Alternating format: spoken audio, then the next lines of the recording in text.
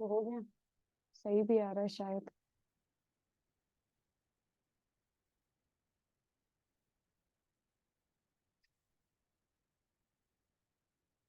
हम्म।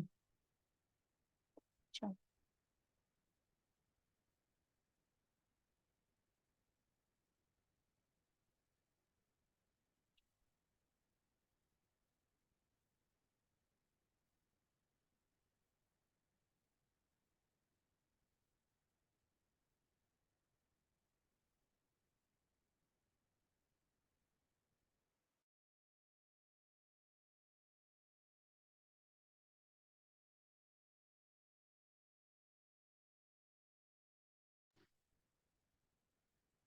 चल। तो ये हम लोगों ने कल ये सारे ऑपरेटर्स के बारे में देखा था।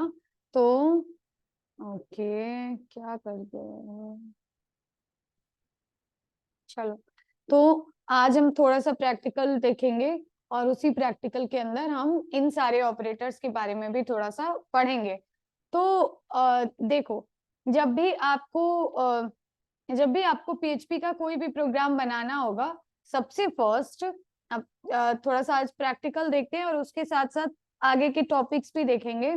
तो एक्सटेंशन ऑफ पीएचपी फाइल, जो भी पीएचपी का वेब एप्लीकेशन बनाएंगे, एक सेकेंड रुक जाना, जो भी पीएचपी का वेब एप्लीकेशन बनाएंगे उसका एक्सटेंशन होगा डॉट पीएचपी।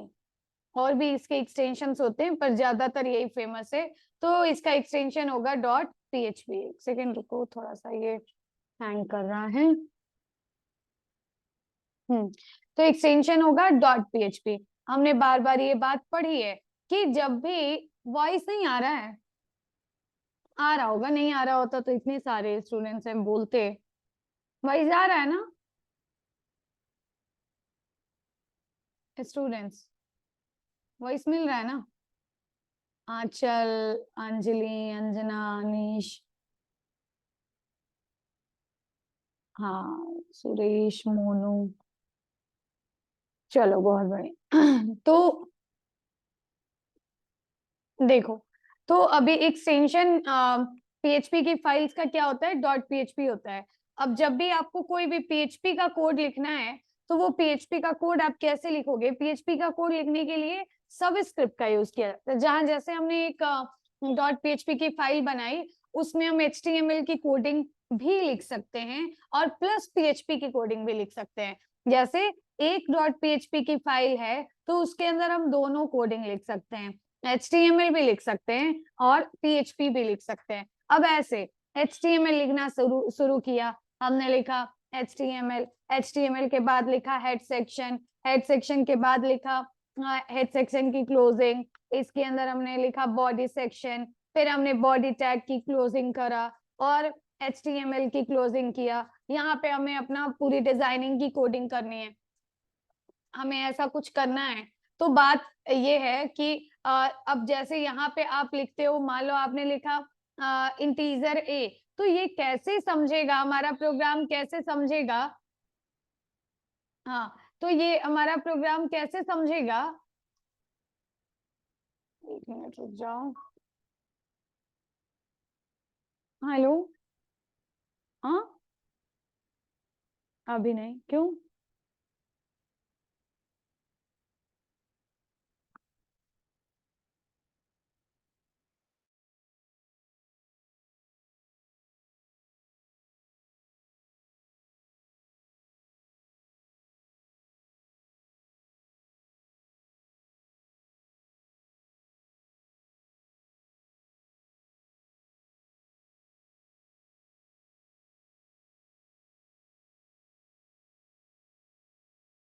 तो देखो, अब जैसे इसी के बीच में हमें कोई वेरिएबल बनाना है, हमने लिखा $A, फिर हमें दूसरा वेरिएबल बनाना है, हमें लिखना है $B। ये कैसे कंपाइलर समझ पाएगा कि ये क्या है। ये आप HTML में प्रिंट कराना चाह रहे हो ऐसे ही, या फिर आप ये वेरिएबल की तरह आप इसे यूज करना चाह रहे हो। तो ये जब भी हम HTML लिख रहे हैं और HTML से हम PHP में स्विच करने जा रहे हैं, अब इसी फाइल में हम PHP भी लिखेंगे, तो वहां पे हमें PHP का सब स्क्रिप्ट, जो कि ये सब स्क्रिप्ट है, इसे बनाना पड़ता है। तो जहां पे भी हम ये सबस्क्रिप्ट बनाएंगे तो हमारा कंट्रोल अपने आप ये समझ जाएगा कि ओके, इसके ऊपर ये सब HTML की कोडिंग थी, यहाँ इसके अंदर अब PHP की कोडिंग होगी और फिर इसके बाद HTML होगा या PHP हो सकता है। तो ऐसे, तो मतलब हमने ये समझा कि PHP स्टेटमेंट्स यहाँ लिखे जाएंगे। तो मतलब हमने ये समझा कि जहां भी हमें PHP की लाइंस लिखनी है, स्टेटमेंट्स लिखने हैं, वहां पे हमें ये सब स्क्रिप्ट स्टार्ट करना पड़ेगा। तो अब बात आती है, जैसे सारे ऑपरेटर्स है ना, आप एक एक करके सारे ऑपरेटर्स आगे के एग्जांपल्स में खुद ही पढ़ लोगे। तो जैसे हम PHP की एक फाइल बनाने जा रहे हैं, जैसे मैंने नोटपैड को हम टेक्स्ट एडिटर की तरह यूज कर सकते हैं, VS कोड है उसको हम टेक्स्ट एडिटर की तरह यूज कर सकते हैं, सबलाइन एक सॉफ्टवेयर होता है उसको हम टेक्स्ट एडिटर की तरह यूज कर सकते हैं, नोटपैड को कर सकते हैं। तो बहुत सारे हमारे पास टेक्स्ट एडिटर्स हैं, उनमें से किसी को भी हम यूज करके अपने PHP के वेब एप्लीकेशंस को, मतलब जो हमारे वेब पेजेस हैं उनको हम तैयार कर सकते हैं। तो अब बात ये आती है कि अभी तो हमें कोई HTML के साथ PHP को यूज करना पड़ना नहीं है, अभी हमें सिर्फ पढ़ना है क्या, सिर्फ पढ़ना है PHP। तो अभी सिर्फ PHP पढ़ना है तो हम सिर्फ PHP का सब स्क्रिप्ट ये लगाएंगे और उसके बाद हम PHP की सब स्क्रिप्ट की क्लोजिंग करेंगे। इसके अंदर हमेशा अपने PHP के कोड्स ब्लॉक्स लिखेंगे, मतलब इसके अंदर जो भी होगा वो एज अ स्टेटमेंट काम करेगा और उसके आधार पे जो आउटपुट आएगा उसे हम देख सकेंगे। तो बात ये है कि अब फिलहाल के लिए हमें सिर्फ PHP पढ़ना है। आगे जब कुछ टॉपिक्स ऐसे आएंगे जैसे फॉर्म या MySQL का यूज करना या ऐसी जब टॉपिक्स आने लगेंगी, तब हम उसमें जो है PHP और, मैं अभी ओपन करती हूँ, तब उसमें हम लोग PHP और HTML दोनों को साथ में यूज करना भी पढ़ेंगे। तो फिलहाल के लिए जैसे अभी जब तक स्ट्रिंग, एरे, फंक्शन, क्लास, इन सब का कॉन्सेप्ट जब तक चल रहा है, तब तक आपको ज्यादा HTML को पढ़ने की जरूरत नहीं है, तब तक आप सिर्फ PHP पढ़ो और अपना काम करो। मतलब यहाँ तक जब तक आप हो, यहाँ तक PHP उप्स कॉन्सेप्ट, तब तक आपको ठीक है, यहाँ तक जब तक आप हो तब तक आपको HTML की जरूरत नहीं पड़ेगी। हाँ, इसके बाद जब यहाँ पे जाएंगे ना, form handling, validation, get post और इन पे जब जाएंगे, तब हमें बिल्कुल जरूरत पड़ेगी किसकी, PHP के साथ HTML की भी। तो हम देखेंगे, उसको पढ़ेंगे भी। तो इस तरीके से अगर मुझे ऐसा लगता है कि अगर ये वाला चैप्टर आपने सक्सेसफुली कंप्लीट किया अच्छे तरीके से, तो बाकी सारे चैप्टर्स आप जल्दी जल्दी कंप्लीट कर सकोगे, अगर ये आपको सही से आता है तो यही हमें देखना है थोड़ा सा। अभी तो आज 10 है, अभी काफी 10 दिन का टाइम है, तो आराम से पढ़ेंगे। मैंने बताया था कि PHP के जो अब देखो यहाँ पे PHP के जो वेब एप्लीकेशन जो भी पेजेस बनाए जाते हैं, वो रखे कहाँ पे जाएंगे। जैसे हमारा सर्वर है, सबसे पहले कौन सा, जैम्प सर्वर। तो जैम्प सॉफ्टवेयर है, सॉरी। तो जैम्प सॉफ्टवेयर के को जब ऐसे ओपन करोगे, जिसके में भी इंस्टॉल होगा, तो सबसे पहले तुम्हारा जो सर्वर है जिसका नाम है अपाचे सर्वर, उस सर्वर को तुम्हें स्टार्ट करना पड़ेगा, ताकि वो सर्वर के अंदर रखी हुई फाइल्स एक्टिव हो जाएं और वो काम करने लगे। तो जब तुम ये सर्च करोगे, सर्च बटन पे जैम्प, तो तुम्हें जैम्प का सेटअप, क्योंकि तुमने ऑलरेडी इंस्टॉल कर लिया इसको, तो जैम्प का सेटअप तुम्हें यहाँ से मिल जाएगा। अब जैम्प ऐसे, जैम्प कंट्रोल पैनल, तो ये कंट्रोल पैनल को ओपन करोगे। ऐसा मुझे क्यों लग रहा है कि मेरी वॉइस अलग दिशा में जा रही है और मेरा वीडियो अलग।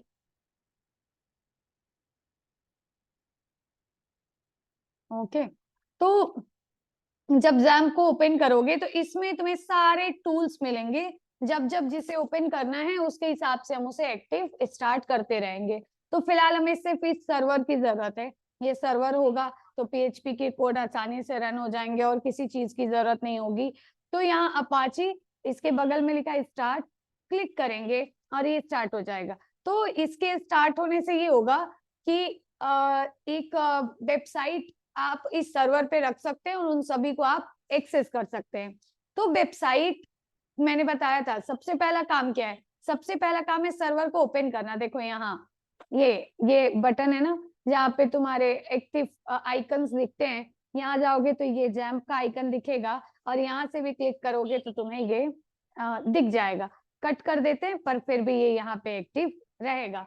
तो अब ये जैम्प हमने ओपन कर लिया। पहला काम है सर्वर स्टार्ट करना, क्योंकि सर्वर स्टार्ट नहीं होगा तो मेन जो हमारा वेब एप्लीकेशन सर्वर को रिक्वेस्ट ही नहीं जाएगी, तो फिर आप कोई भी फाइल रखो वो सर्च ही नहीं हो पाएगा।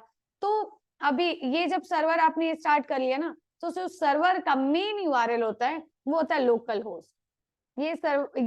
जिस यूआरएल पे काम करता है वो है लोकल होस्ट। अभी आगे जब आप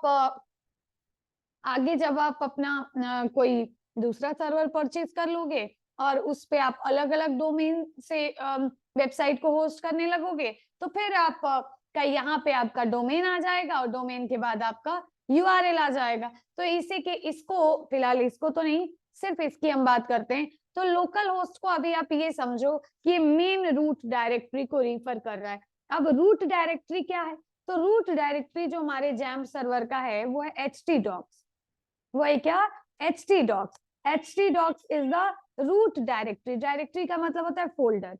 तो htdocs is the root directory of server. तो जो भी फाइल तुम्हें रखनी है ना वो htdocs के अंदर रखनी है, क्योंकि लोकल होस्ट लिखेंगे तो htdocs को वो रिफर कर रहा है। अब फिर उसके अंदर जो फाइल जो भी फोल्डर फाइल रखी है उसको हम स्लैश लगा के आराम से एक्सेस कर सकते हैं। तो चलो अब ये htdocs कहाँ मिलेगा? ये मिलेगा सी ड्राइव के अंदर, जैम्प फोल्डर के अंदर, और जैम्प फोल्डर के अंदर तुम्हें मिल जाएगा htdocs। अब htdocs को एक्सेस करने के लिए हम लिखते हैं सर्वर पे ब्राउजर पे लोकल होस्ट। अब जैसे मैंने एक फाइल बनाई और मैंने लिखा, उसको रखा सी ड्राइव के अंदर, जैम्प फोल्डर के अंदर, htdocs के अंदर मैंने फाइल बनाई, मैंने लिखा index.php। तो index.php को रन कराने के लिए यूआरएल पे, ब्राउजर के यूआरएल पे क्या टाइप करेंगे? लिखेंगे लोकल होस्ट स्लैश index.php। तो लोकल होस्ट का मतलब htdocs, और उसके बाद जो भी फाइल एक्सेस करनी है उसका नाम लिख लो। जैसे अगर कोई फाइल का फिजिकल लोकेशन है, सी के अंदर, जैम्प के अंदर, htdocs के अंदर एक फोल्डर बनाया, मान लो हमने लिख दिया माई फर्स्ट ऐप, और उसके अंदर एक फाइल बनाया index.php, तो फिर इसको कैसे एक्सेस करेंगे? तो फिर इसको एक्सेस करने के लिए लिखेंगे लोकल होस्ट। तो लोकल होस्ट लिखते ही हम यहाँ तक पहुंच गए। फिर हमें जाना है फर्स्ट ऐप फोल्डर में, तो लिखेंगे स्लैश फर्स्ट ऐप, फिर लिखेंगे स्लैश, और जिस फाइल को एक्सेस करना है उसका नाम लिख देंगे। तो ऐसे हमारी फाइल रन होने लगेगी। ये जो है हमारा ये फिजिकल लोकेशन है, ये जो है हमारा, ये हमारी वेबसाइट का फिजिकल लोकेशन है, और ये जो है हमारा वो उसका यूआरएल है जिसके थ्रू हम रिक्वेस्ट भेजेंगे अपनी पेजेस के लिए। तो चलो अब हम बात करते हैं कि वॉइस स्लो हो गई, एक मिनट। अब देखो सही जा रही है? अब भी नहीं सही जा रही? अब देखो सही जा रही है? Hello hello hello hello hello hello. ठीक है, तो इस तरीके से हम अपना फाइल रखेंगे और उसको हम जो है रन कराएंगे। तो अब बात ये आती है कि हम चलो ऐसे एक पहला अपना वेब एप्लीकेशन बनाते हैं और रन कराते हैं।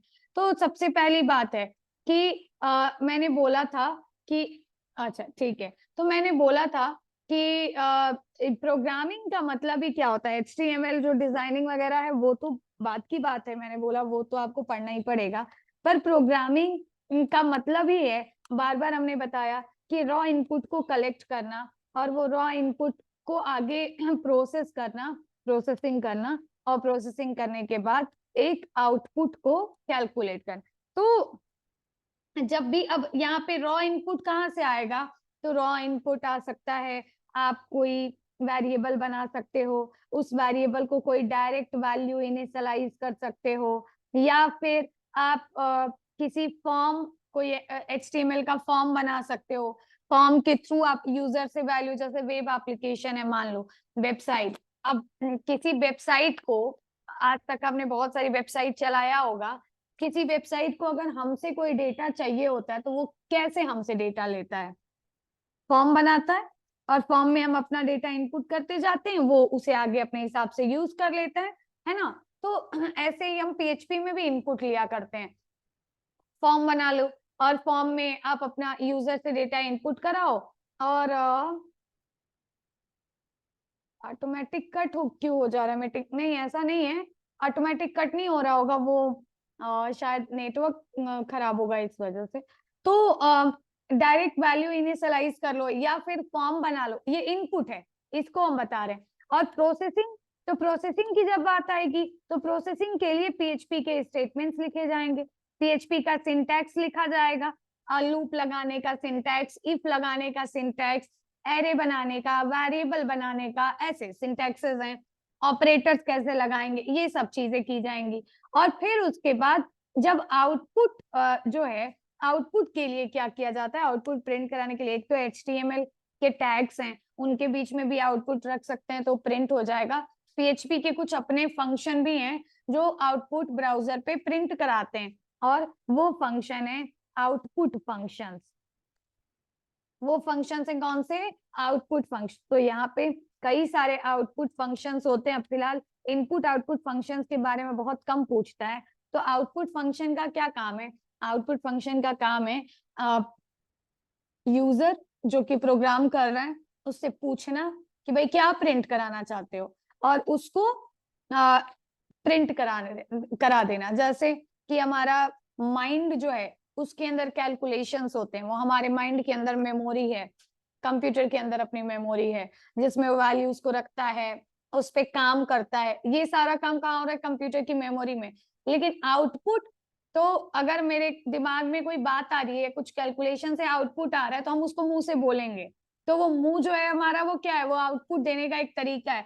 वैसे ही प्रोग्रामिंग में कंप्यूटर की मेमोरी में कुछ टास्क हुआ, कुछ वैल्यू आपने रखा, लेकिन जब तक आप बोलोगे नहीं, जब तक आप उसको प्रिंट नहीं कराओगे, तब तक बाहर के लोगों को वो पता नहीं चलेगा कि क्या आउटपुट आया।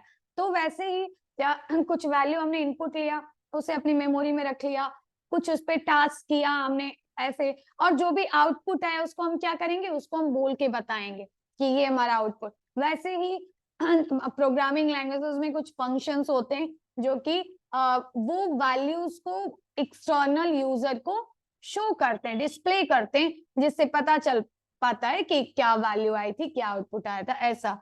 तो वो फंक्शंस है प्रोग्रामिंग में जिनका काम है वैल्यूज यूजर से लेना, उनके कैलकुलेशन या जो भी वैल्यू प्रिंट कराना चाहते हो वो वैल्यू लेना और उसे डिस्प्ले कराना, वो आउटपुट फंक्शन। PHP में कई सारे हैं, जैसे इको नाम का एक फंक्शन है, हमारे पास प्रिंट नाम का एक, ये सब फंक्शंस हैं। ऐसे फंक्शन को हम नाम के बाद पैरेंथेसिस के साथ दिखाते हैं। कभी आप प्रोग्रामिंग पढ़ोगे बहुत अच्छे तरीके से तो आपको ये सब पढ़ने को मिलेगा। तो इको, प्रिंट, वेर अंडरस्कोर डम, इसके अलावा आपको फंक्शन मिलेगा प्रिंट अंडरस्कोर आर, प्रिंट भी आप फंक्शन है। तो ये सब अलग अलग फंक्शंस हैं जो PHP में सब आउटपुट फंक्शन है, सभी का काम है इनपुट लेना और प्रिंट कराना। नॉर्मल वैल्यूज को जब इको और प्रिंट में डिफरेंस ये है, दोनों सेम है, दोनों में आप ऐसे इको लिखोगे और इसके अंदर यहाँ पे ये केस सेंसिटिव है ऐसे, तो इसमें यहाँ डबल इन्वर्टेड करके आप जो भी यहाँ पे डबल इन्वर्टेड करके जो भी आप यहाँ पे लिख दोगे वो सब आपका प्रिंट हो जाएगा। तो इको और प्रिंट में डिफरेंस इतना है कि इको का कोई रिटर्न टाइप नहीं होता, लेकिन प्रिंट जो है, प्रिंट ये फंक्शन जो है इसका एक रिटर्न टाइप होता है, हमेशा एक वैल्यू रिटर्न करता है 1। तो इस वजह से इसकी प्रोसेसिंग भी थोड़ी सी स्लो होती है। और दूसरा, इको के साथ हम कई सारी वैल्यू को एक साथ प्रिंट करा सकते हैं, मतलब हम ऐसे लिख सकते हैं इको, ये लिखा कॉमा, जैसे कुछ सही वैल्यू लिख देते हैं, इको के साथ मैंने लिख दिया टेक फाइल, फिर हमने लिख दिया डबल इन्वर्टेड के अंदर इज, फिर कॉमा करके लिख दिया फिर कॉमा करके लिख दिया सॉफ्टवेयर कंपनी, ऐसे करके। तो इको के साथ कई सारे हम कॉमा कॉमा से आउटपुट प्रिंट करा सकते हैं, लेकिन प्रिंट जब यूज करेंगे तो ये बस एक ही पैरामीटर लेगा यहाँ पे, और उसी स्टेटमेंट में आप चाहे जो लिख लो उसे आप प्रिंट करा सकते हो। तो अगर कई सारे वेरिएबल की वैल्यू एक साथ प्रिंट करानी है तो इको ज्यादा बेहतर है। और साथ ही साथ जो हमारा प्रिंट फंक्शन है वो एक वैल्यू भी रिटर्न करता है। जैसे आप ऐसे भी कर सकते हो, इंटीजर r इक्वल्स टू, या डॉलर कर लो, $r इक्वल्स टू प्रिंट। लेकिन क्योंकि जब भी हम किसी ऐसे फंक्शन की कॉलिंग करते हैं जो फंक्शन वैल्यू रिटर्न करता है, तो उसकी रिटर्न वैल्यू को हम ऐसे किसी वेरिएबल में स्टोर कर सकते हैं। लेकिन हम इको से पहले $r नहीं लगा सकते, क्योंकि इको कोई वैल्यू ही रिटर्न नहीं करता। तो आपको ये करने की जरूरत नहीं। ओके, तो इस तरीके से हमारे पास कई सारे आउटपुट फंक्शंस हैं जिनका हम यूज कर सकते हैं, और इन सभी का यूज किया जाता है वैल्यूज को, इन सभी का यूज किया जाता है। जो भी वैल्यू आप यूजर को दिखाना चाहते हैं, बाहर प्रिंट कराना चाहते हैं, उसके लिए आप इन सारे फंक्शन में से किसी का भी यूज कर। तो फिलहाल हम सभी का यूज देखेंगे, पर अभी के लिए हम एक ही फंक्शन को देखेंगे, वो है कौन सा, इको। तो अब ये प्रोग्रामिंग का एक सिंपल जो सिनारियो है, कहीं ना कहीं आपको पता चल रहा होगा, बहुत आसान चीज है। देखो अगर एक्चुअल में देखा जाए तो, क्योंकि रियल लाइफ में हम लोग हमेशा कैलकुलेशंस करते रहते हैं। किसी ने बोला कि लाइक 2+5 करके बताओ, तो हमने इनपुट लिया, उसको प्लस किया, फिर जो वैल्यू आई उसे बोला। तो ये बहुत आसान चीज है एक तरीके से आप देखो तो, बट थोड़ा सा इसमें हमें ध्यान से चीजों को लिखना होता है, बस यही बात है। तो अब हम एक .php की फाइल बनाते हैं, उसके अंदर 2-4 स्टेटमेंट लिखते हैं और उसको प्रिंट करा के देखते हैं। जहां भी PHP की कोडिंग लिखनी है, वेरिएबल बनाना है, उसमें कुछ लिखना है, तो हमेशा आप PHP का पहले स्क्रिप्ट स्टार्ट करोगे और फिर उसके बाद उसके बीच में आप PHP की कोडिंग लिखोगे। PHP की कोडिंग में आप क्या क्या कर सकते हो, आप वेरिएबल बना सकते हो, आप वेरिएबल को वैल्यू दे सकते हो, जिसे हम वेरिएबल का इनिशियलाइजेशन कहते हैं।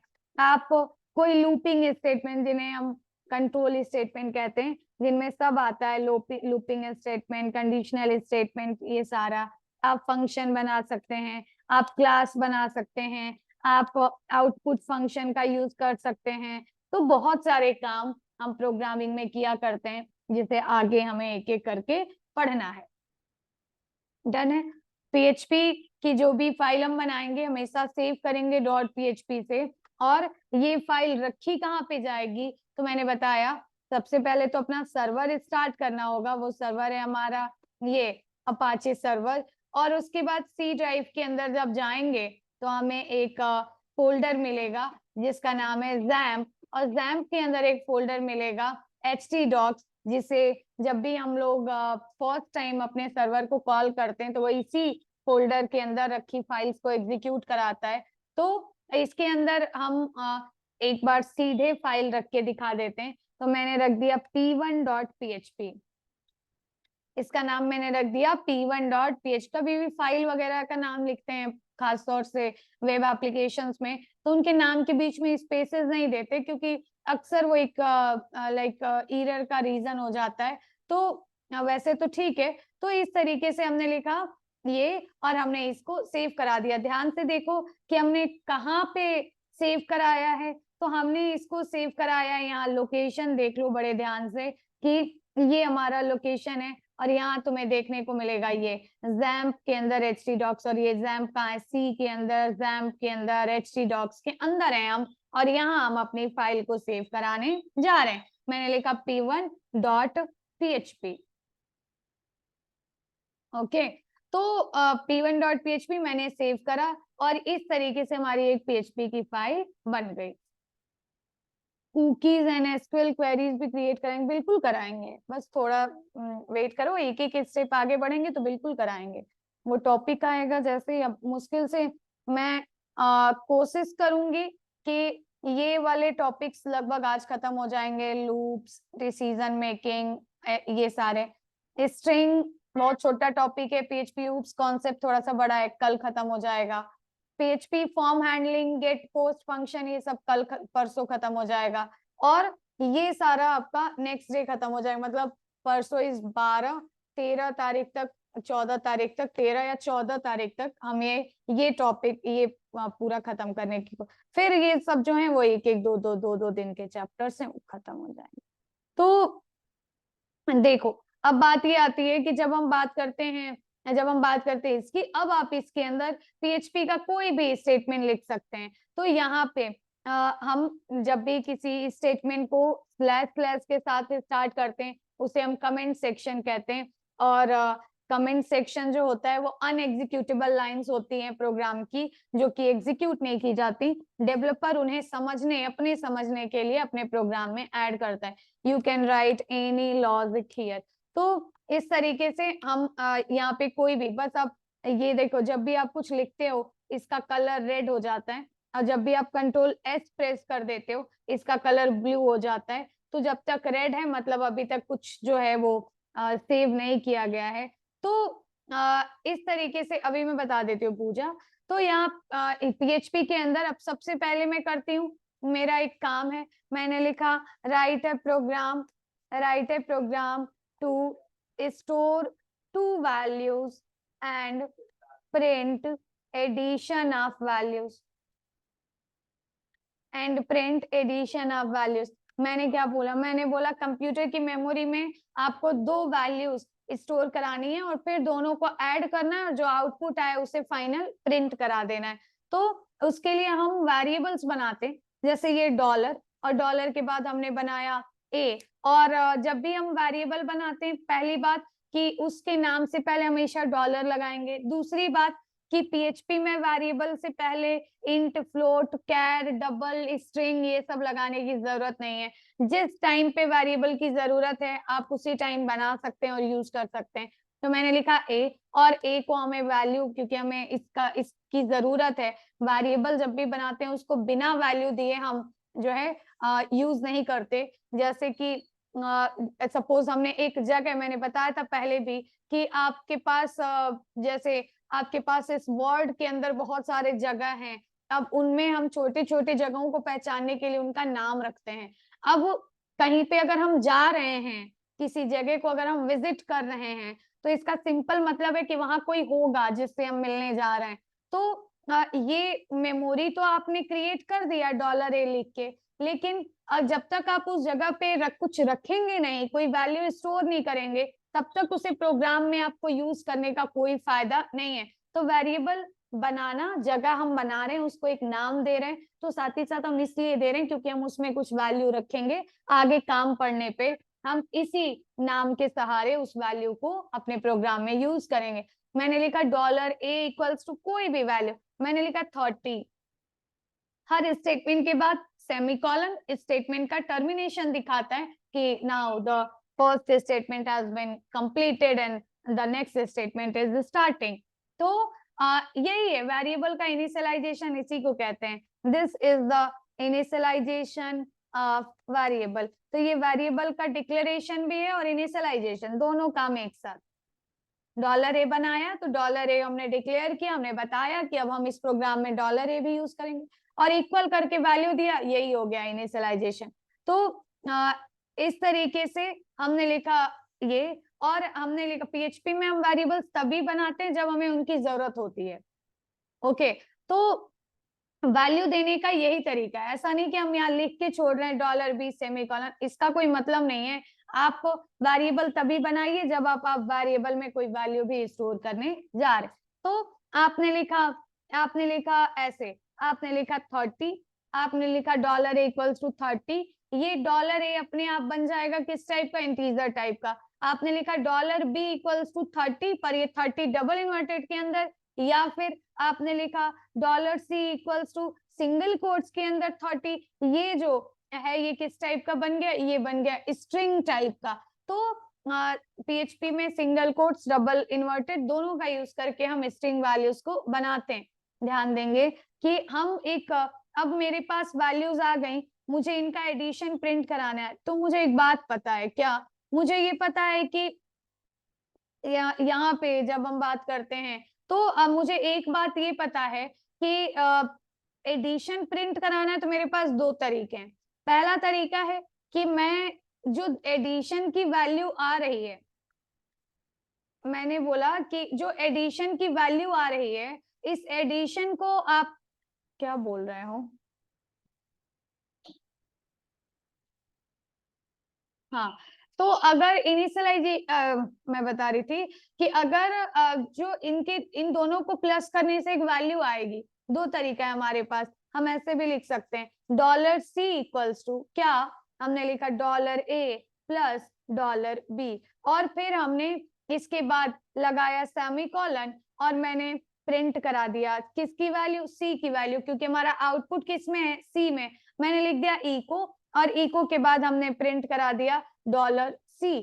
तो क्यों हमने $C को ही इको में यूज किया, क्योंकि $C एक हमारा ऐसा वेरिएबल है जिसमें हम मान के चल रहे हैं कि हमारा आउटपुट आया है, हम इसी को देखना चाहते हैं, हम बाकी वैल्यूज को नहीं देखना चाहते, हमने यूज कर दिया ये। अब ये जो हमारी फाइल है p1.php, देखो मैं इस पे धीरे से कर्सर ऐसे ले जाऊं तो लोकेशन दिखाएगा कहाँ हमने स्टोर किया, तो सी के अंदर, XAMPP के अंदर, htdocs के अंदर p1.php।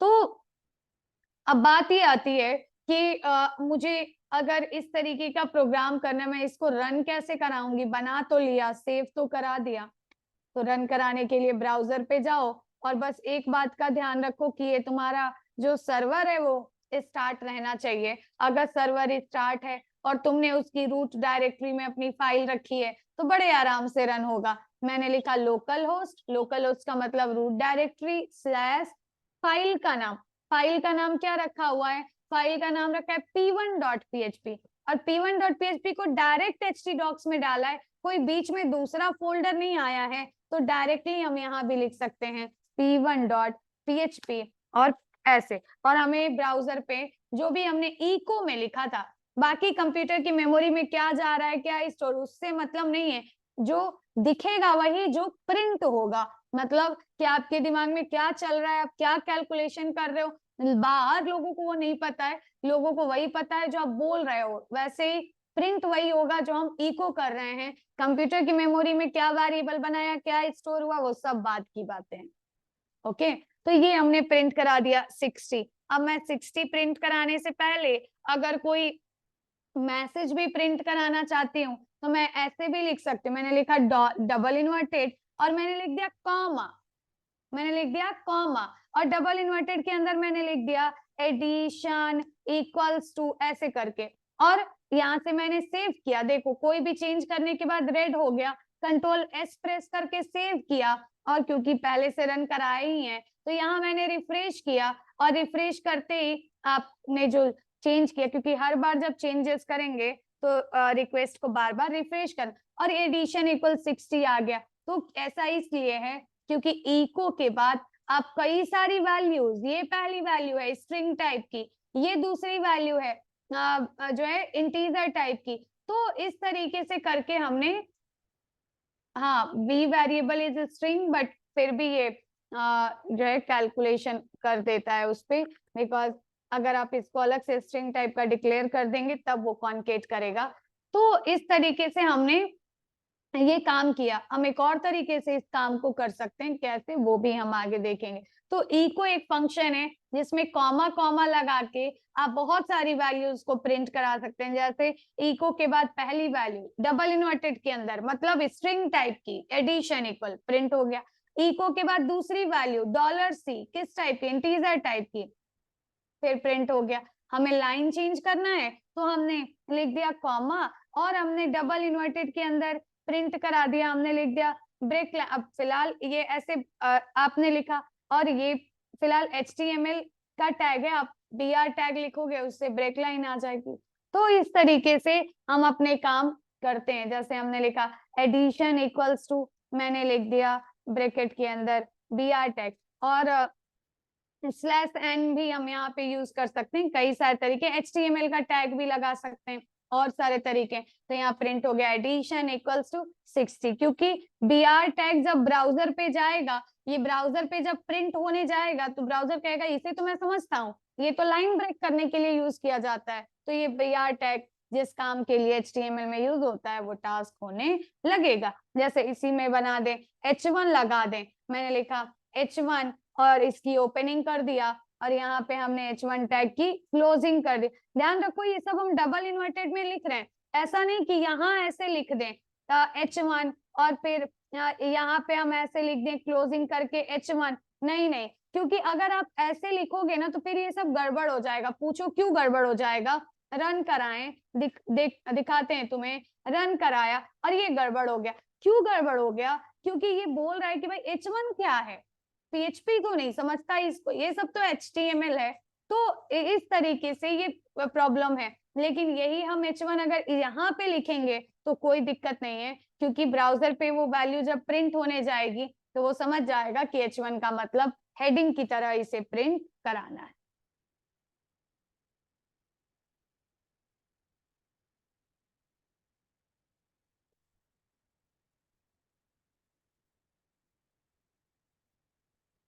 हाँ, हम प्रिंट का भी यूज कर, देखो यही अंतर है, इसलिए अंतर है क्योंकि अगर हम इसी लाइन को प्रिंट में लिखते हैं, देखो इसको कमेंट कर दिया और इसी बात को हम लिखते हैं किसमें, प्रिंट के अंदर। अब ध्यान देना, इसी लाइन को हम लिखते हैं किसके अंदर, प्रिंट के अंदर, और मैंने इको के बाद जो लिखा था उसी को कॉपी किया और उसको मैंने प्रिंट के अंदर ऐसे, प्रिंट के बाद ब्रैकेट लगाते हैं और उसमें पास करते हैं, पास कर दिया। लेकिन रन करा के तुम्हें दिखाती हूँ, देखो क्या आता है, आउटपुट आता है कि एरर आता है?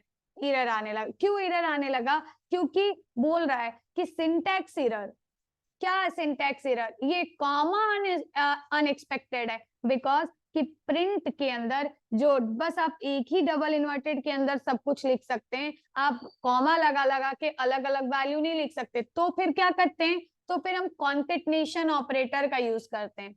किसी स्ट्रिंग के साथ कोई वेरिएबल की वैल्यू जोड़नी है, किसी वेरिएबल की वैल्यू के साथ कोई स्ट्रिंग जोड़ना है, तो फिर हमारे पास है क्या, कॉन्केटनेशन ऑपरेटर डॉट PHP में यूज किया जाता है, प्लस भी देखो यूज किया जाता है, तो आप यहाँ पे यूज कर सकते हो डॉट प्लस। तो इस तरीके से, क्योंकि PHP जो प्रिंट फंक्शन जो है ना वो सिर्फ एक ही पैरामीटर लेता है, उसके बीच में कॉमा नहीं आ सकता, क्योंकि कॉमा सेपरेट करता है चीजों को, ये अलग हो गया वो अलग हो गया, तो प्रिंट के अंदर हम कॉमा नहीं लगा सकते।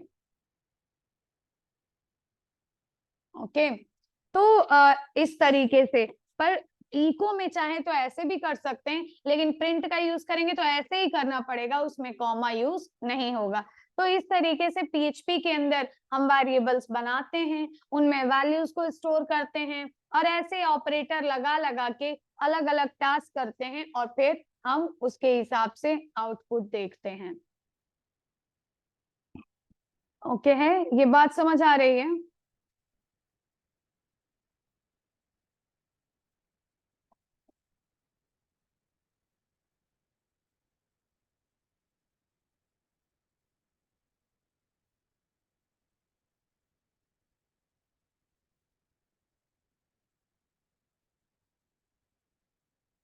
हाँ, ऐसे भी ठीक है, ऐसे भी ठीक है।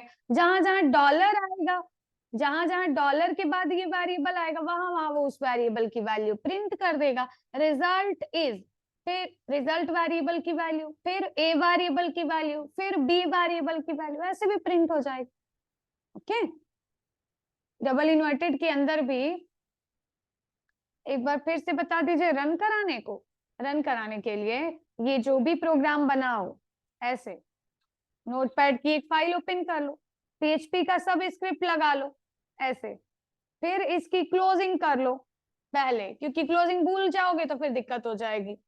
फिर अपने प्रोग्राम बना लो, जैसे हमने लिखा dollar company equals to double inverted के अंदर सेमीकोलन, हर स्टेटमेंट के बाद सेमीकोलन लगाना ना भूलो।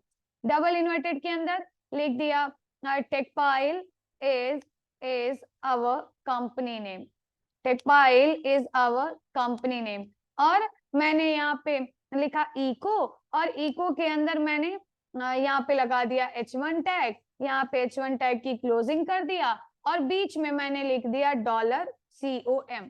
तो जहां भी $COM लिखे, मतलब डॉलर के साथ कुछ भी लिखेंगे तो वहां पे वो उसको एज इट इज प्रिंट नहीं करेगा, वो वेरिएबल समझेगा और वेरिएबल की वैल्यू प्रिंट करेगा। मैंने सेव जब कराओगे तो इसको कहाँ सेव करोगे, सी ड्राइव में आओगे। देखो यहाँ पे सब फोल्डर्स दिखते हैं ना, ये सी ड्राइव, इसमें ढूंढ लो कहाँ है, सी ड्राइव में आओगे, और सी ड्राइव में थोड़ा ये सी ड्राइव के अंदर के सब फोल्डर्स हैं, थोड़ा स्क्रॉल करोगे तो यहाँ मिल जाएगा जैम्प, और जैम्प के अंदर थोड़ा ऐसे स्क्रॉल करके देखोगे तो इसी में कहीं मिल जाएगा htdocs। फिर htdocs के अंदर जब आ गए तो फिर नया फोल्डर बना लो, उसमें फाइल रख लो, अगर एक जगह सब रखना चाहते हो तो, या फिर डायरेक्ट htdocs के अंदर रख लो, तुम्हारी मर्जी। डायरेक्ट रखना चाहते हो तो बस htdocs में हुई, यहाँ ऊपर देखते रहो कहाँ पे हो अभी, और यहाँ अपनी फाइल का नाम दो p2.php और सेव पे क्लिक कर दो, सेव हो गया। रन जब कराना है तो बस एक बात का ध्यान रखो कि यहाँ पे सर्च कर लो जैम्प कंट्रोल पैनल, और वहां से सर्वर स्टार्ट कर लो, बस अपाची सर्वर।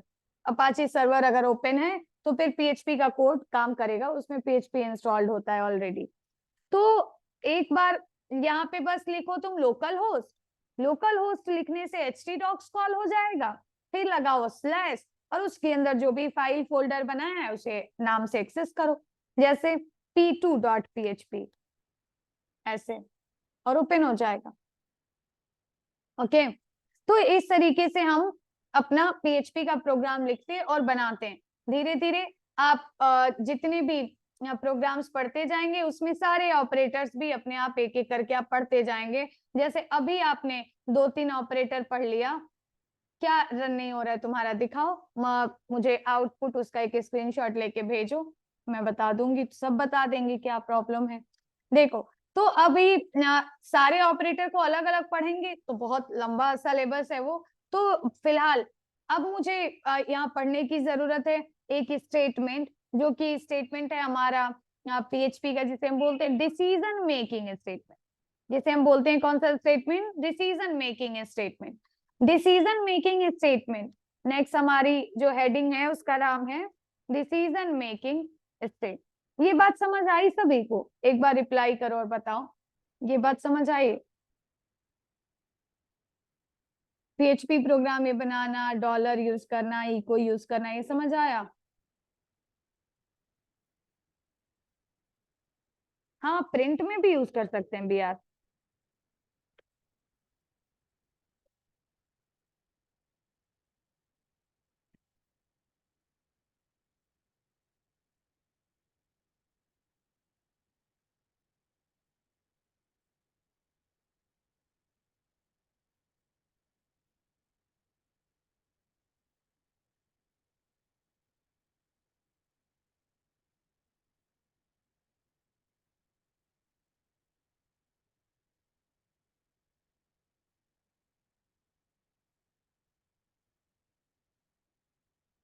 डॉलर का सिंबल कैसे आया?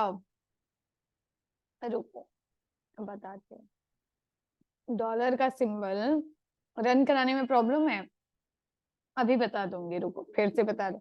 डॉलर का सिंबल शिफ्ट के साथ, कीबोर्ड में डॉलर लिखा गया होगा, शिफ्ट के साथ 4, शिफ्ट के साथ 4, शिफ्ट के साथ 4, शिफ्ट के साथ 4 प्रेस करोगी ना, जो ऊपर फंक्शन वाला 4 होता है उसमें 4 प्रेस करोगी तो वो चलेगा। देखो, अब हमारे पास है decision making state. Decision making statement क्या करता है? देखो, डिसीजन मेकिंग स्टेटमेंट को हम दो और नाम से जानते हैं। डिसीजन मेकिंग स्टेटमेंट को हम कहते हैं, जैसे डिसीजन मेकिंग स्टेटमेंट आ गया, बहुत सारी बातें आप इसमें लिख सकते हैं, लाइक इसका तो आप डिफिनेशन बहुत लंबा चाहे तो लिख सकते हो, बहुत कम टाइम में लिख सकते हैं, क्योंकि ये ऐसा टॉपिक है जो कि आराम से रन नहीं हो रहा है, तो अभी मैं चेक कर लूंगी, रुक जाओ। इनपुट कैसे देंगे? इनपुट अभी के लिए डायरेक्ट वैल्यू दे दो, बाद में हम तुम्हें फॉर्म से इनपुट लेना, उसे वेरिएबल में होल्ड करना और ये सब सिखाएंगे, तो धीरे धीरे देखा जाएगा। तो डिसीजन मेकिंग स्टेटमेंट को हम दो और नाम से जानते हैं, किन नामों से? रुक जाओ, क्लिक नहीं हो रहा है। तो डिसीजन मेकिंग स्टेटमेंट को हम जानते हैं कंट्रोल स्टेटमेंट के नाम से, या फिर डिसीजन मेकिंग स्टेटमेंट को हम जानते हैं कंडीशनल स्टेटमेंट के नाम से। ओके, तो डिसीजन मेकिंग स्टेटमेंट को हम जानते हैं किसके नाम से, कंडीशनल स्टेटमेंट के नाम से भी हम इन्हें जानते हैं। तो इसका क्या मतलब है, इसका क्या मतलब है, इसका मतलब ये है, नॉर्मली, थोड़ा सा डिफिनेशन लिखते हैं इसका। Normally in a PHP programme, अभी हम पीएचपी के बारे में पढ़ रहे हैं, लेकिन ये सेम बात हर प्रोग्रामिंग में लागू होती है। देखो, जो एक जगह है वो कॉन्सेप्ट दूसरी प्रोग्रामिंग में भी वैसे ही काम करेगा। थोड़ा बहुत लिखने में अंतर, डिक्लेयर करने में अंतर हो सकता है, काम सेम है उसका, मतलब सेम है उसका, कॉन्सेप्ट सेम है। तो एक बार जो तुमने कंडीशनल और ये वो पढ़ लिया ना, वो तुम्हें बार बार नहीं पढ़ना पड़ेगा, वो तुम्हारा हर जगह वैसे ही काम करेगा। ठीक है, तो देखो कृष्णा, अगर ये ऐसे आ रहा है ना, तो इसका एक ही मतलब है, इसका मतलब ये है कि पीएचपी की जो तुमने स्टार्टिंग ओपनिंग क्लोजिंग जो तुम्हें करनी चाहिए वो तुमने नहीं किया है। ये जो पीएचपी, ये एचटीएमएल की तरह सब प्रिंट हो जा रहा है, ये तुमने इसकी ओपनिंग क्लोजिंग ऐसे करनी चाहिए ना, ये वाला, ये तुमने नहीं किया है। समझ रहे हो, ऐसे कर लो, सही हो जाएगा। ये वाला बस सही नहीं किया है, ये वाला। ठीक है, तो देखो, अब बात ये है हमारे पास, इसका है क्या, normally in PHP program every statement, every written statement, every written statement is executed if you want to, if you want to control the statement, control the execution of a statement, execution of a statement, then conditional statements is used, conditional statements is used, then conditional statement is used. So normally PHP के programme में हर एक statement run होता है, 5 line लिखा, 5 line run होगा।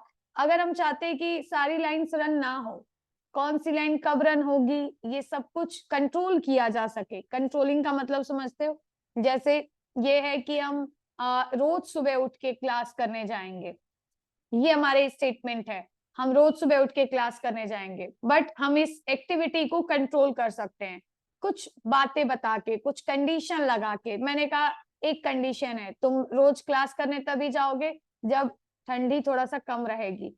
तो ये condition है, मतलब कि हर बार क्लास जाने से पहले हम क्या करेंगे, अपनी उस कंडीशन को चेक करेंगे कि वो क्या हो रहा है, वो कंडीशन इस टाइम क्या बता रही है कि जाना है कि नहीं जाना है।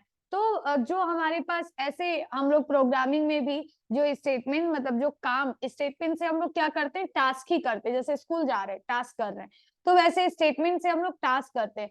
तो ऐसे प्रोग्रामिंग में जो कुछ हम टास्क कर रहे हैं, उन टास्क को अगर हम कंट्रोल करना चाहते हैं अपने हिसाब से, तो उसके लिए जो कंडीशन है, वो कंडीशन हम प्रोग्रामिंग में स्टेटमेंट, एक स्टेटमेंट लिख के लगाते हैं, जिसे हम डिसीजन मेकिंग स्टेटमेंट कहते हैं। तो the requested URL was not found on the server, ये एरर तब बताएगा अंजना जब तुम जिस पाथ को सर्च कर रही हो, जैसे तुम यहाँ पे लिख रही हो localhost/p2.php, इसका मतलब अगर मैं यहाँ लिख दूं p3.php और रन करा दूं, तो ये एरर तुम्हारे में आ रही है। क्यों मैंने p3.php लिखा तो एरर आने लगी, क्योंकि अगर मैं XAMPP के अंदर जाके देखूंगी htdocs में, तो वहां p3.php नहीं है। इसका सिंपल सा मतलब है, ये जो URL आप भेज रहे हो वो सर्वर पे प्रेजेंट ही नहीं है, आप गलत URL टाइप कर रहे हो, तो ये प्रॉब्लम है तुम्हारे साथ। ओके, तो अभी सेम बात, अब जिसके में भी एरर है ना, मुझे दिखाना, मैं उसको सॉल्व करूंगी, थोड़ा सा बता ले, फिर उसके बाद सभी का सॉल्व कर देंगे।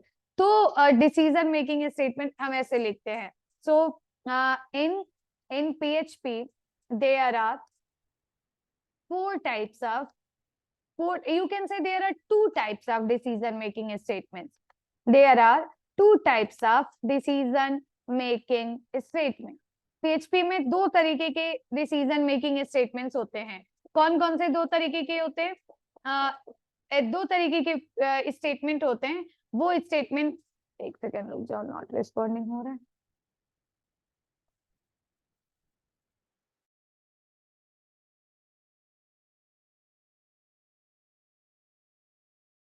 ओके, तो टू टाइप्स ऑफ, पहला स्टेटमेंट है जो कि हम कहते हैं, जिसे हम कहते हैं इफ स्टेटमेंट, और दूसरा स्टेटमेंट है जिसे हम कहते हैं स्विच स्टेटमेंट. अब इफ स्टेटमेंट को हम प्रोग्रामिंग में कई सारे तरीके से यूज करते हैं. जैसे इफ स्टेटमेंट को हम प्रोग्रामिंग में यूज करते हैं तीन तरीके से, चार तरीके से कह सकते हो. एक है सिंपल इफ. सिंपल इफ का मतलब अकेले इफ आया हो. एक है इफ इल्स के पेयर में आया हो, इफ के बाद इल्स भी आया, और दूसरा है इफ के बाद मल्टीपल इल्स इफ का पेयर आया हो. ये तो इस तरीके से जो हमारा, और एक और है नेस्टेड इफ, जिसका अपना कोई अलग कॉन्सेप्ट नहीं है, बट वो इन्हीं सब का कॉम्बिनेशन है. यही सारे जो स्टेटमेंट है इनका कॉम्बिनेशन जब हो जाता है तो उसी को हम जो है स्टेटमेंट कहने लगते, नेस्टेड इफ स्टेटमेंट कहने लगते हैं. लेकिन फिलहाल होते यही हैं. तो अब बात ये आती है कि ये स्टेटमेंट्स हम लिखते कैसे. देखो, प्रोग्रामिंग की जब हम बात करते हैं तो लिख लेना, इसको लिख लेना, तो फिर आगे पढ़ेंगे.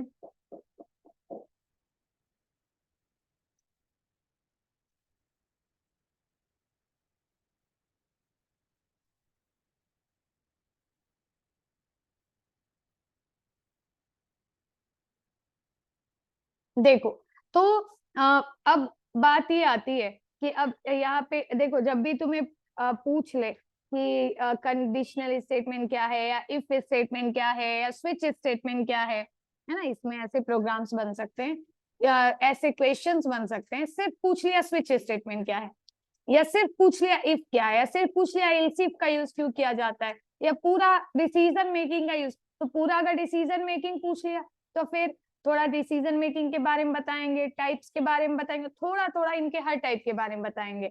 और पर्टिकुलर किसी एक टाइप के बारे में पूछ लिया तो इसके बारे में जो जो बातें जानते हैं सिर्फ वही लिखेंगे, फिर पूरा नहीं लिखेंगे. तो सिंगल इफ स्टेटमेंट क्या है, देखो पहले मैं इसको बता देती हूँ, फिर उसके बाद मैं लिखवा दूंगी. देखो, हमारी प्रोग्रामिंग में जब भी हम लोग लिखते हैं इफ, तो इफ के बाद हमेशा क्या लिखा जाता है, कंडीशन लिखा जाता है. प्रोग्रामिंग में जब भी हम लिखते हैं इफ, तो इफ के बाद क्या लिखा जाता है, कंडीशन. ये एक स्टेटमेंट होगा. ये एक ऐसा स्टेटमेंट का मतलब है एक लाइन, एक बात से हमने कहना शुरू किया और एक जगह जाके खत्म किया, वो स्टेटमेंट हो गया. ये एक इफ स्टेटमेंट है. लेकिन इफ स्टेटमेंट के बाद कभी भी सेमीकोलन नहीं लगाते. इफ के बाद हम कर्ली ब्रैकेट बनाते हैं, और इस कर्ली ब्रैकेट के बीच में हम इफ की स्टेटमेंट्स को लिखते हैं. इन कर्ली ब्रैकेट्स के बीच में हम क्या लिखते हैं, हम स्टेटमेंट्स को लिखते हैं. तो अब अगर हमने अपनी प्रोग्राम के अंदर हम स्टेटमेंट्स को लिखते हैं, स्टेटमेंट्स हो सकते हैं यहाँ पे, मतलब मल्टीपल लाइन का स्टेटमेंट, मतलब कई सारी लाइन इस कर्ली ब्रैकेट के अंदर प्रेजेंट हो सकती है. अब बात सिर्फ इतनी सी है कि अगर हम ऐसे लिख रहे हैं, अगर हम ऐसे लिख रहे हैं, तो पहले इसको समझने की कोशिश करना, कंडीशन क्या है. इसको समझने की कोशिश करना कि कंडीशन क्या है. ये तो मैंने बोला इफ आप लिख दोगे, मैंने कहा बहुत बढ़िया, हमने एक नया प्रोग्राम बनाया, मैंने PHP की स्क्रिप्ट्स की स्टार्टिंग की, मैंने इसकी क्लोजिंग की, कंट्रोल S किया, मैंने इसे सेव किया. htdocs अपने आप आ रहा है, इसके अंदर मैंने सेव किया p3.php. ऐसे मैं यहाँ जाके देखूंगी अगर C ड्राइव, और C ड्राइव के अंदर अगर मैं देखूंगी ये, इसके अंदर मैं देखूंगी XAMPP के अंदर मैं देखूंगी htdocs, तो यहाँ मेरा p1.php, p2.php, p3.php ये सब हैं. तो अब ये मैंने बनाया p3.php. अगर मैं बोल रही हूँ कि मैं यहाँ किसी स्टेटमेंट के बाद लिख रही हूँ इफ, और मैं यहाँ ऐसे लिख रही हूँ, फिर मैं इसके बाद ऐसे कर्ली ब्रैकेट बना रही हूँ, तो मैं यहाँ पे क्या क्या लिख सकती हूँ, क्या लिखना चाहिए मुझे. मेरे अंदर ये बात है जो मुझे समझ नहीं आ रही है, मुझे यहाँ क्या लिखना चाहिए। मैंने कहा यहाँ पे आपको कोई ऐसी लाइन लिखनी है, यहाँ पे आपको कोई ऐसी कंडीशन की जगह पे क्या लिखना है, कंडीशन की जगह पे कोई ऐसी लाइन लिखनी है, a statement which returns boolean value। एक ऐसा आउटपुट, एक ऐसा स्टेटमेंट लिखना है जो कि एक ऐसा स्टेटमेंट लिखना है जो कि किस टाइप का वैल्यू रिटर्न करता है, Boolean value, Boolean output return करता है। ऑल रिलेशनल स्टेटमेंट्स, जिन्हें हम कंपैरिजन स्टेटमेंट्स भी कहते हैं, all comparison operators and logical operators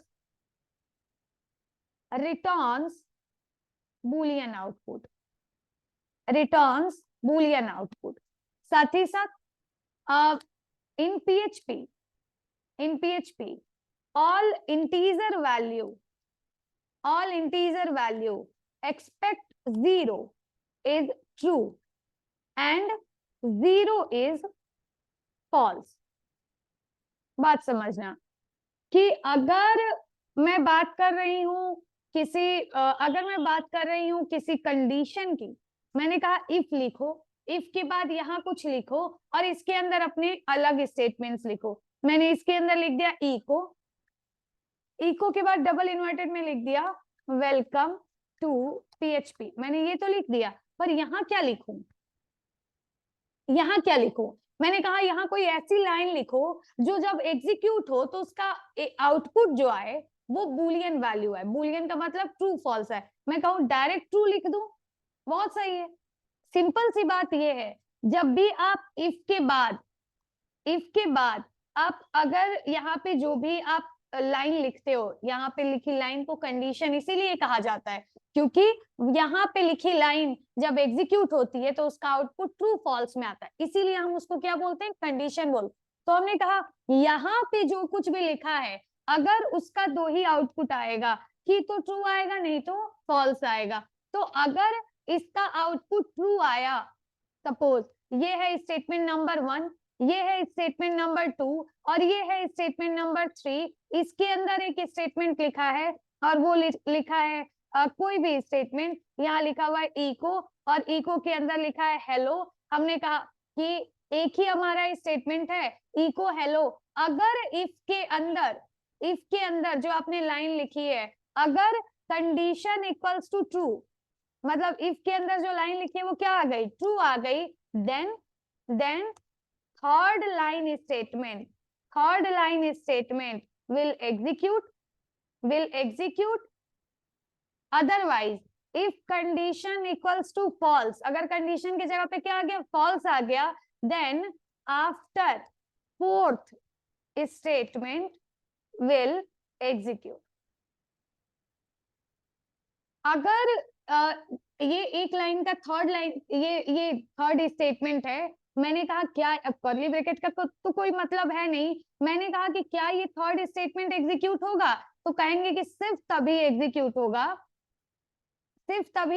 होगा जब ये इफ के बाद जो लिखा है वो क्या है, ट्रू आएगा, थर्ड स्टेटमेंट एग्जीक्यूट होगा। इफ के बाद जो लिखा है अगर वो फॉल्स आएगा तो फिर वो स्टेटमेंट एग्जीक्यूट नहीं होगा। इसका एग्जांपल देखते हैं, डायरेक्ट ट्रू फॉल्स लिख के, ठीक है। फिर उसके बाद संध्या बता रहे, देखो तो अभी इफ के बाद हमने डायरेक्टली क्या लिख दिया, ट्रू, कुछ एग्जीक्यूट करने की जरूरत ही नहीं है, देख के बता सकते हैं कि इफ के कंडीशन का रिजल्ट क्या आया, ट्रू आया। तो अब बताओ ये जो फोर्थ लाइन वाला स्टेटमेंट है ये एग्जीक्यूट होगा कि नहीं होगा।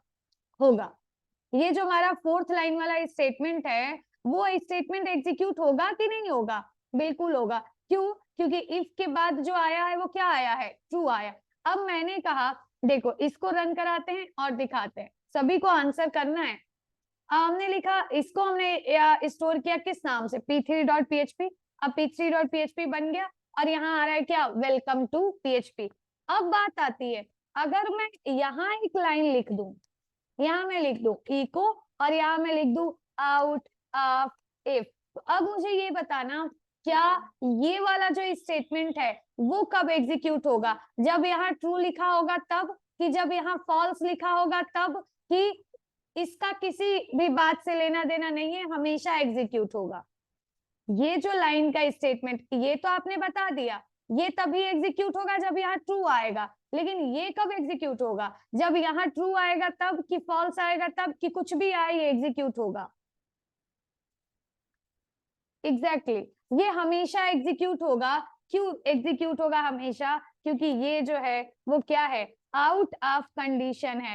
ये जो लाइन है, ये जो स्टेटमेंट है वो क्या है? कंडीशन के बाहर है, इसका कंडीशन से कोई लेना देना नहीं है। ये एक नॉर्मल स्टेटमेंट है जो हर बार एग्जीक्यूट होगी ही होगी।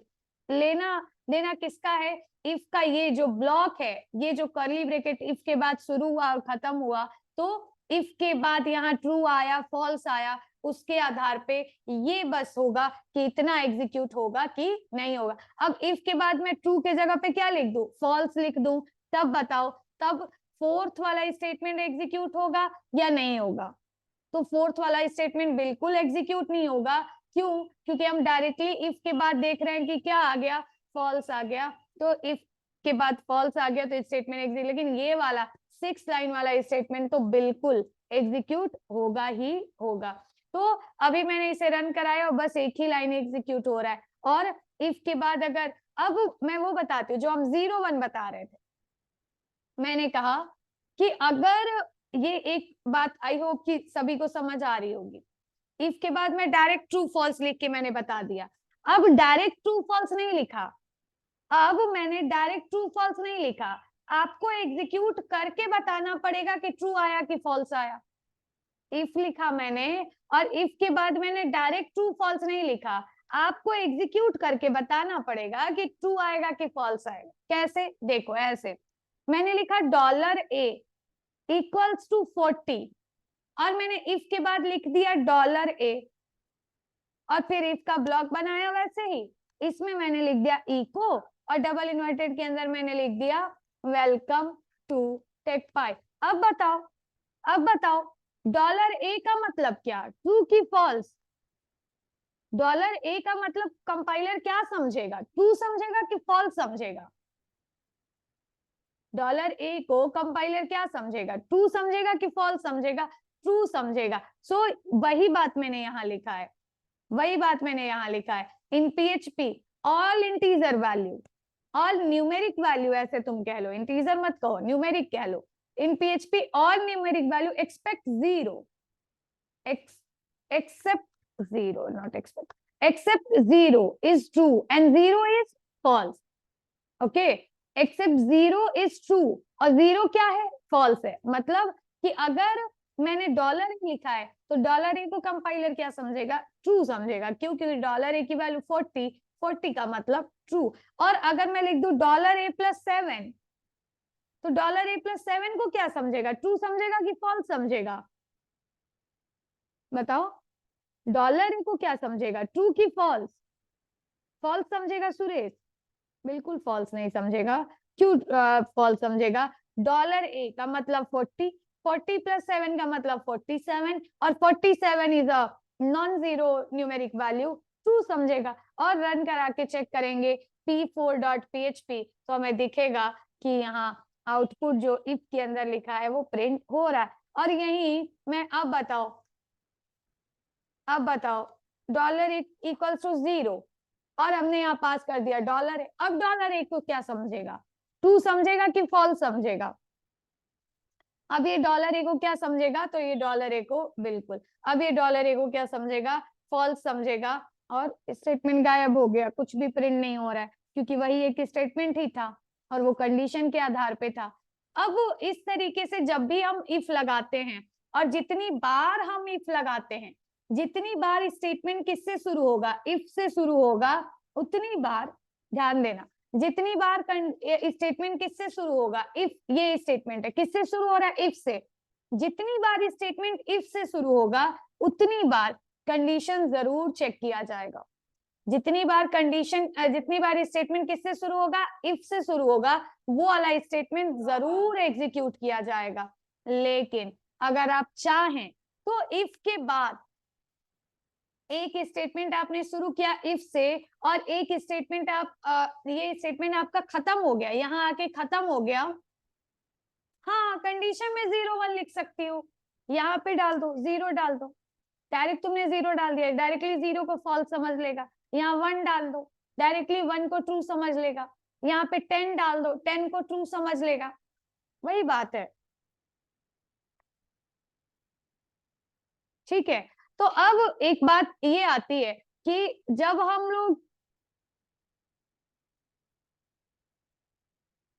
अब एक बात ये आती है कि जब हम लोग कभी भी इफ लगाते हैं, इफ के कर्ली ब्रैकेट के तुरंत बाद हम दो तरीके के स्टेटमेंट्स लिख सकते हैं। क्या लिख सकते हैं? जब भी हम, हमारा स्टेटमेंट जब भी शुरू होता है किससे? इफ से, तो इफ के कर्ली ब्रैकेट के तुरंत बाद हम दो तरीके का स्टेटमेंट लिख सकते हैं। एक हम लिख सकते हैं इल्स, इसके बाद हम तुरंत लिख सकते हैं क्या? इल्स। इल्स के बाद, इल्स कीवर्ड, जो भी स्टेटमेंट इल्स से शुरू होगा उसकी कुछ कंडीशन है। क्या कंडीशन है? सबसे पहली कंडीशन है कि आप इल्स के बाद डायरेक्ट कंडीशन नहीं लिख सकते। ऐसा नहीं है कि लिखा इल्स, यहाँ पे लगाया ऐसे और यहाँ कुछ भरने लगे, कुछ लिखने लगे, नहीं नहीं, ये गलत हो गया। इल्स लिखने के बाद आप डायरेक्ट कुछ भी नहीं लिख सकते। इल्स लिखने के बाद आप कर्ली ब्रैकेट बना सकते ऐसे। और दूसरा, जब भी कोई स्टेटमेंट इल्स से शुरू होता है तो उसके तुरंत ऊपर जो कर्ली ब्रैकेट है वो किसका होना चाहिए? इफ का होना चाहिए। मतलब कभी भी प्रोग्रामिंग में इल्स अकेले नहीं आएगा, इल्स के ऊपर हमेशा क्या रहेगा? एक इफ प्रेजेंट होना चाहिए। प्रोग्रामिंग में इफ अकेले आ सकता है, प्रोग्रामिंग में इफ एक अकेले आ सकता है ऐसे, ये प्रोग्राम बिल्कुल सही है। लेकिन ये प्रोग्राम बिल्कुल गलत है ऐसे, एल्स, और ये प्रोग्राम बिल्कुल गलत है। तो जब भी प्रोग्रामिंग में इल्स लिखा जाएगा, हमेशा इल्स के पहले क्या होना चाहिए? इफ स्टेटमेंट होना ही चाहिए। अब बात कहते हैं कि इसका क्या मतलब, क्या है इसका? तो मतलब इसका ये है कि इफ आपने लिखा, इफ के बाद कंडीशन लिखी जाती है हमेशा, इफ के बाद आपने कर्ली ब्रैकेट बनाया, एक ये ब्लॉक अलग हो गया और ये एक ब्लॉक अलग हो गया, और इसके अंदर आप दूसरी कोडिंग कर सकते हैं, इसके अंदर आप दूसरी कोडिंग कर, अब कौन सी कोडिंग करनी है ये तो हमें खुद समझना पड़ता है। लेकिन देखते हैं, मैंने लिखा वेलकम टू टेकफाइल और एक में हमने लिख दिया वेलकम टू कंपनी, ऐसे। अब मैंने कहा देखो, अब इफ इल्स जब हमने लगाया, इसका मतलब है कि यहाँ पे आने के बाद प्रोग्राम के पास दो रास्ते हैं। यहाँ पे आने के बाद प्रोग्राम के पास क्या है? दो रास्ता है जिस रास्ते से प्रोग्राम जा सकता है। पहला रास्ता ये हो सकता है, क्या? पहला रास्ता हो सकता है कि 2, ये जो मैं लिख रही हूँ ये स्टेटमेंट का नंबर लिख रही हूँ, ये देखो हर लाइन के पहले जो नंबर लिखा है वो पहला रास्ता हो सकता है कि सेकेंड स्टेटमेंट रन हो, फिर थर्ड स्टेटमेंट रन हो, और फिर फिफ्थ स्टेटमेंट रन हो, और यहाँ पे प्रोग्राम क्या हो जाए? फिनिश्ड हो जाए।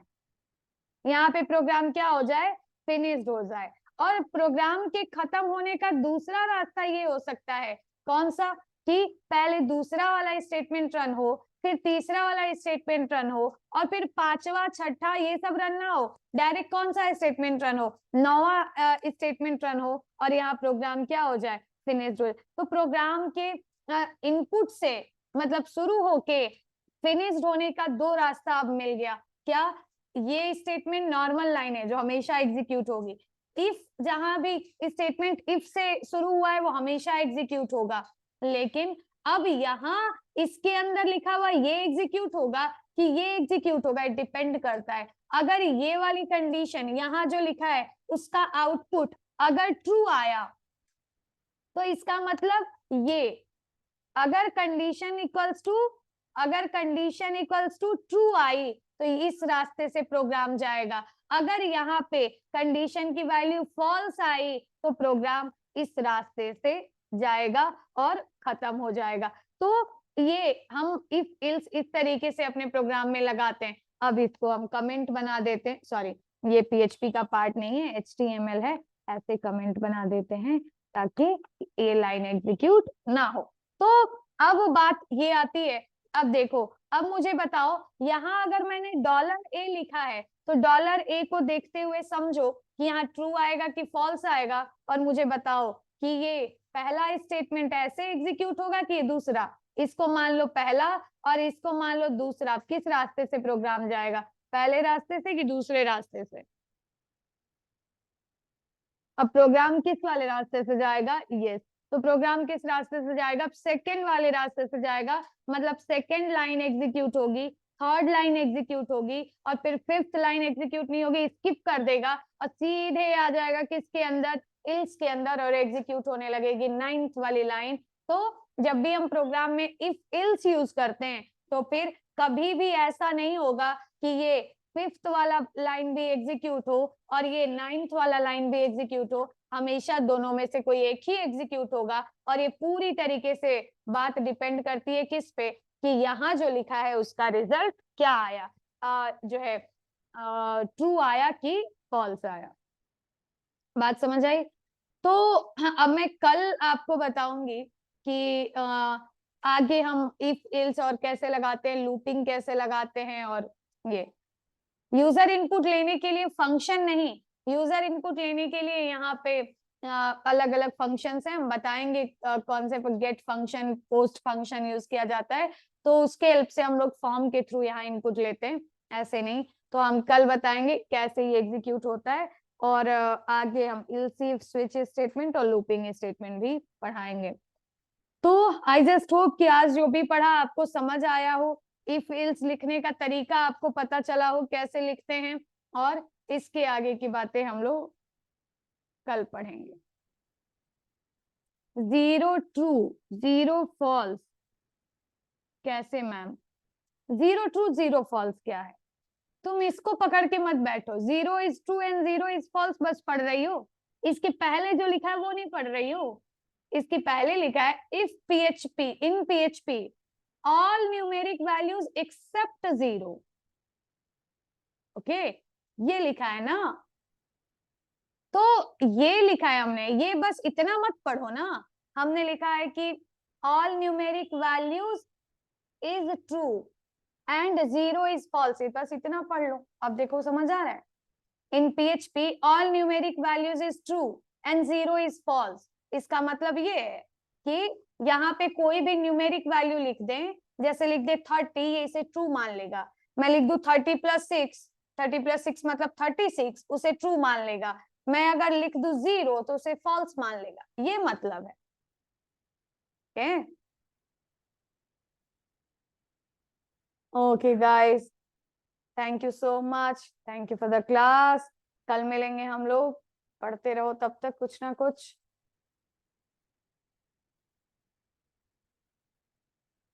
Thank you Bikki, thank you so much, bye bye. Classes होती हैं जो है 7 AM से। थैंक यू आकाश।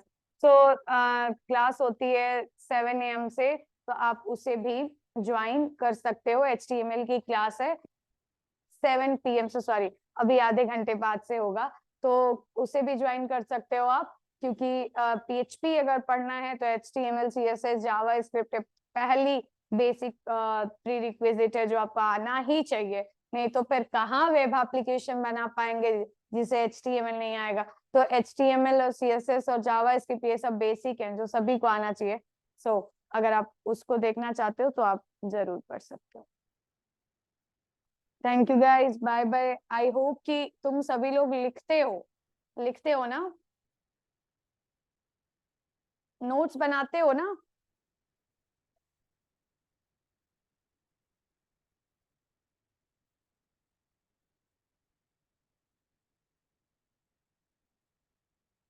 आयुष दत्त, सभी लोग पढ़ो, अच्छे से नोट्स बनाओ, और चलो bye, thank you so much.